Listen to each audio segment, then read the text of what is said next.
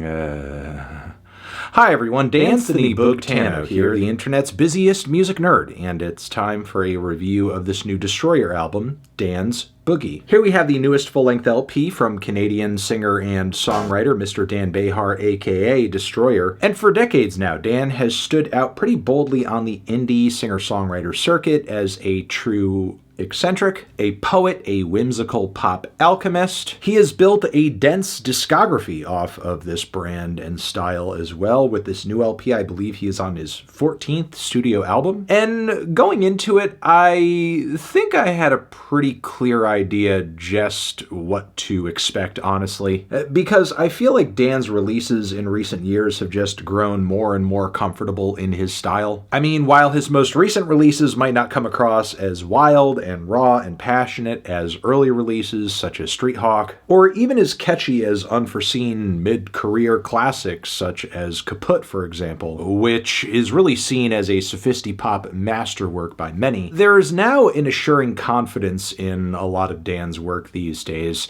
now that it feels like there is just absolutely no question as to what he's going to be doing when he goes into a new record. And if there has been a major change to Dan's sound in recent years, it's most definitely come through an embrace of more theatrical arrangements and instrumentation, bringing a lot of high drama to Dan's often winding, rambly, strange, and funny verses, which there's a certain appeal in for sure, especially as he seemingly gets more and more meta with each new release. I mean, the title of this new album is Dan's Boogie after all, and there were some exciting elements to the singles in the lead up to this record for sure, especially Hydroplaining Off the Edge of the World, which saw Dan embracing this really glamorous and grandiose rock instrumental that was super layered. There was this kind of distorted, lo-fi screaming guitar solo that really drowned out everything else in the mix on the track. That was kind of wild. There was also a spoken word bridge that was pretty captivating, some cute ba-ba-ba background vocals. The whole thing was very David Bowie coded, which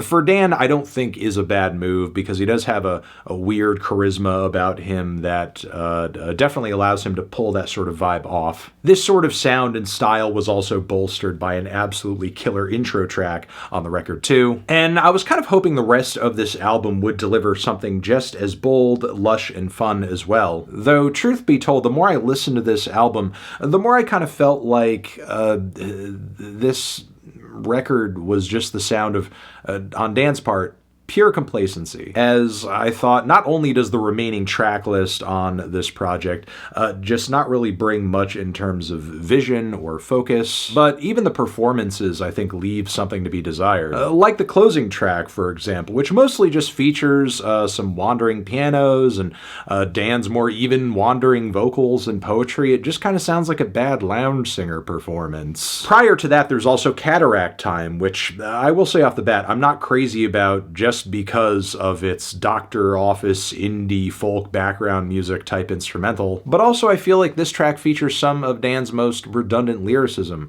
on the entire record too. Not only because of the closing refrains of the song, but also bars like, "You're tired of pretending, you're tired of playing pretend." Yes, that is what you just said.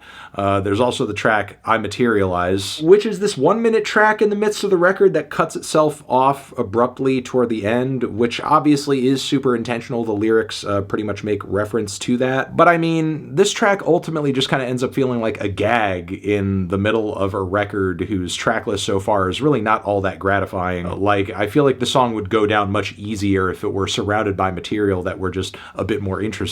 Meanwhile, this track actually has one of the strongest starts of any song on the entire album, and it just ends out of nowhere. The Ignoramus of Love, I feel like, has some serious potential to it too. If it were not for the random ambient key interlude that just pops up in the middle of the song, completely ruining the flow of the track. Plus, on top of it, lyrically, there's so many references and bits of context to what Dan is saying on this song, and despite that, there's still not a coherent picture of anything or anyone really coming together, and it kind kind of makes you wonder, is Dan world building here like he typically does on a lot of prior songs, or is he just kind of trailing off? And the song Bologna, which I did appreciate as a teaser for this album because it does have a vocal feature from fellow Canadian artist Fiverr, who most definitely brings a different change of pace, vocally speaking, to the track, and yes, that kind of piqued my interest. It felt like we were getting some more versatility. It certainly does help the narrative building and storytelling of the album to have a different voice kind of delivering that, but the more I listen to the performance in the context of the album, the more I feel like the singing is just not really that strong to begin with. So unfortunately, it just kind of ends up working against the track ultimately. Sun Meets Snow has a very psychedelic, powerful, heavy ending, which is maybe something I would have liked to have heard from the album more. I mean, it sort of seems like Dan is really piling on the instrumentation with some of these tracks, but not all. But when he's like really shooting for the stars with some of these builds and instrumentals, that's when the record tends to be really exciting and really immense.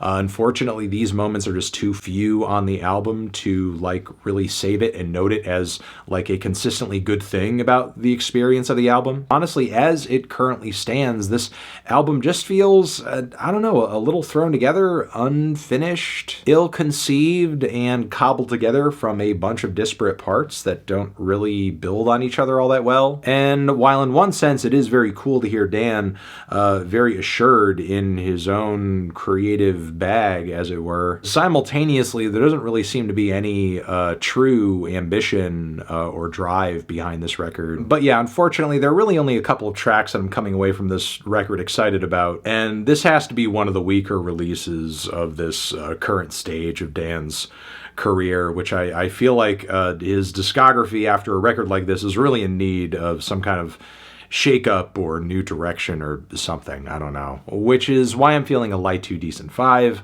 on this one. Transition, have you given this record a listen? Did you love it? Did you hate it? What would you rate it? You're the best, you're the best. What should I review next? Hit the like if you like. Please subscribe and please don't cry. Hit the bell as well. Over here next to my head is another video that you can check out. Hit that up or the link to subscribe to the channel. Anthony Fantano, Destroyer, forever.